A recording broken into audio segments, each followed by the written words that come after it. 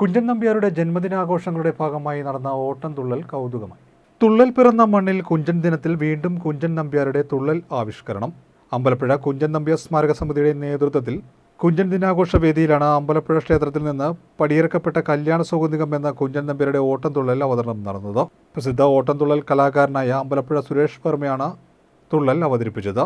6.5 കോടി രൂപ ചെലവിൽ പുനർനിർമ്മിച്ച കുഞ്ചൻ സ്മാരക ഓഡിറ്റോറിയത്തിലെ ആദ്യ പരിപാടിയായാണ് ഓട്ടംതുള്ളൽ അവതരിപ്പിച്ചത്.